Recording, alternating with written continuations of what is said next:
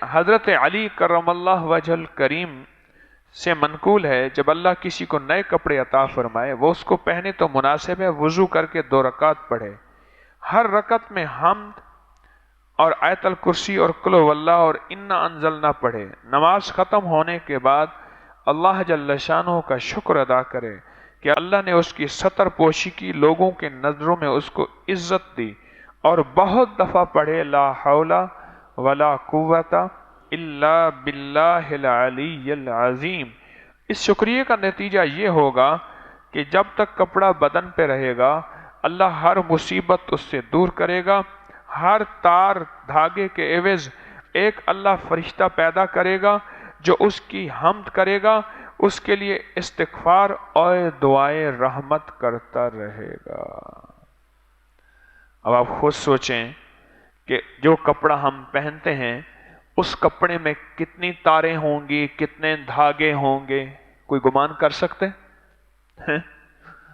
کیوں اللہ والے گمان تو نہیں کر سکتے کتنی دھاگے ہوں گی، کتنی تاریں ہوں گی۔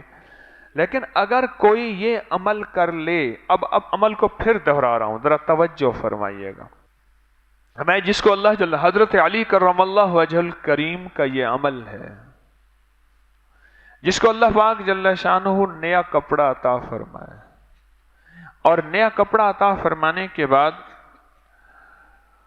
وہ اس کو پہنے تو اس سے فرمائے مناسب ہے کہ وضو کریں، اور وضو کرنے کے بعد 2 رکعت نماز پڑھے، اور ہر رکعت کے بعد پہلے ثنا پڑھے، پھر فاتحہ جیسے پڑھتے ہیں، فاتحہ پڑھنے کے بعد آیت الکرسی قل هو اللہ اور انا انزلنا پڑھے، 3 سورتیں ملائے ایک بار۔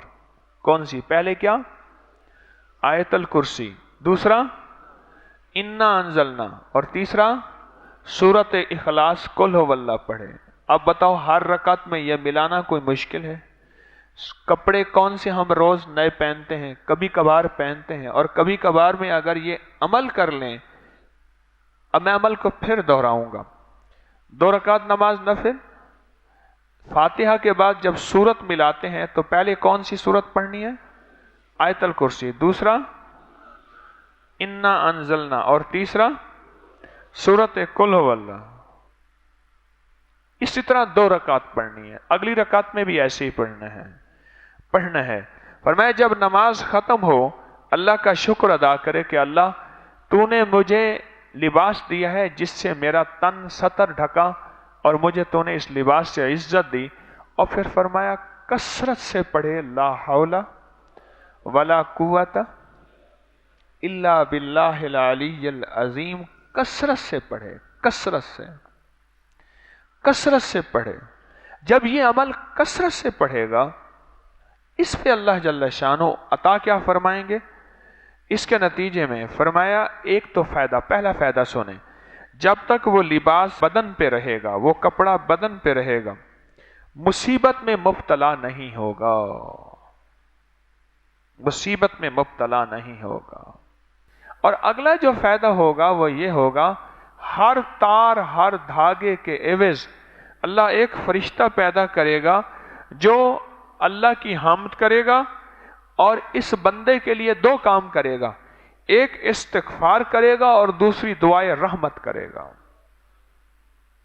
ایک استغفار کہ مولا اس کی خطاؤں کی وجہ سے جو اس پہ عذاب آنا ہے، اور اس عذاب سے اس کی روٹی چھن جائے، اس عذاب سے اس کا رزق چھن جائے، اس عذاب سے اس کی دولت چھن جائے، اس عذاب سے اس کی فرصت چھن جائے، اس عذاب سے اس کی صحت چھن جائے، اس عذاب سے اس سے بیٹے چھن جائیں، اس عذاب سے اس سے گھر زندگی چھن جائے، اور اس عذاب سے اس کا لباس اور برکت چھن جائے۔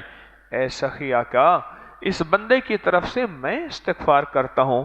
سوچو، ایک بندوں کا استغفار، ایک فرشتوں کا استغفار، بندوں اور فرشتوں کے استغفار میں کیا فرق ہوگا؟ ہوگا فرق یا نہیں ہوگا؟ فرق ہوگا، بہت فرق ہوگا، بہت فرق ہوگا۔ ہاں، یہ بڑے کام کی بات ہے، وہ بڑی برکت کی بات بتا رہا ہوں میں آپ کو. ہمیں جو ملا ہے انہی ہستیوں کے در سے ملا ہے.